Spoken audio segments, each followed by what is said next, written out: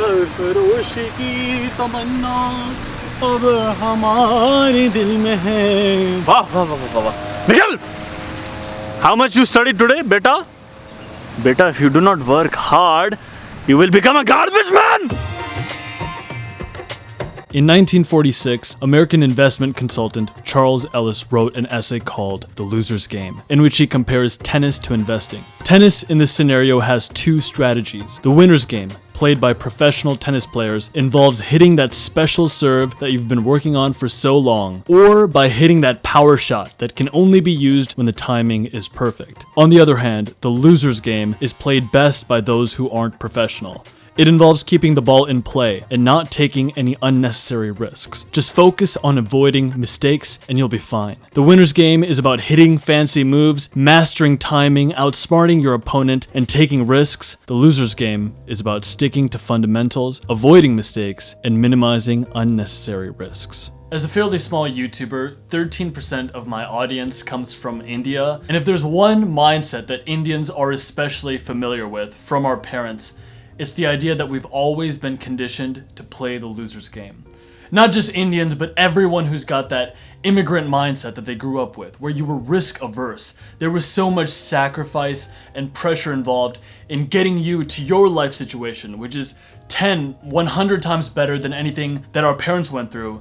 There was an enormous pressure that we all grew up with in terms of performing academically and pursuing things with a sense of dispassion. I remember the first time I told my dad that I wanted to pursue acting full time, that I wanted to go to drama school, get trained, and hustle my way in Los Angeles, find an agent, find a manager. Dad, just wanted to run something by you. I was thinking I could maybe go to drama school. What do you think about that? Beta? I'm not trying to be, mean to you, but it's stupid! Is that what you want for yourself? It's not our tradition. It is not our parampara. Who do you think you are? Who do you think you are? You know, they got Johnny Depp's in there. He's doing great things. I've never seen you do anything like that, you fool, dum-dum. What mattered most was that I played the loser's game, that I was risk averse, that I stayed on the path that would minimize the amount of mistakes I would ever make in my life. To be risk averse and to not see yourself as a professional of anything, but rather kind of like a servant to your work, this is a mindset that many of us are familiar with. And generally speaking, it's actually a pretty decent approach to life, to minimize your mistakes. I mean, the likes of Gary Vaynerchuk and those of entrepreneurial mindsets, they have all these amazing inspirational statements that they make about pursuing your dreams, pursuing your passion, taking the risk, screw it, let's do it, that whole sort of mindset that a lot of these tech billionaires and entrepreneurs have brought about. It's not relevant to the immigrant mentality.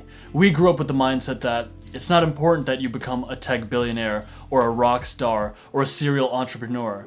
Let's just not worry about that because that's too far out there. The probabilities of that is just too big. Let's come back to earth. We grew up with so much sacrifice and lack and competition.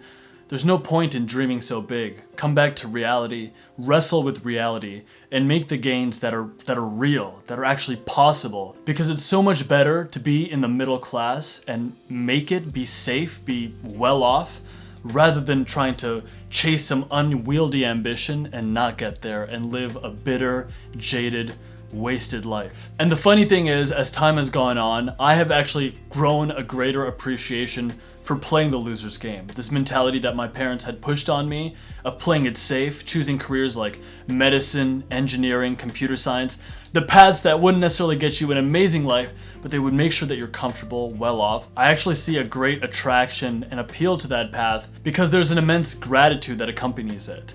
They're just grateful that we're doing okay. They're just grateful that we made it out of poverty, make it out of the mud. They came from a place where they lived in huts, no electricity, no plumbing. To get to where we are today is a fantastic achievement in itself. And playing that risk-averse game that got them here is generally speaking a pretty decent strategy to life, and perhaps is one of the reasons why Indian Americans are the most financially successful demographic in American society. And it's not surprising why it worked out that way. I recently made the shift from digital marketing to software consulting, and now that I'm in software, it's like half the department seems to be of Indian descent. You see Indians in these fields like medicine, computer science, engineering. You see us there because we're playing the loser's game. The older I get, the more respect I have for my father's mindset, for that loser's mindset. And yet I do recognize a real flaw to Indian parenting, to immigrant parenting in general. As I see it, playing the loser's game, it's a great approach 90% of the time.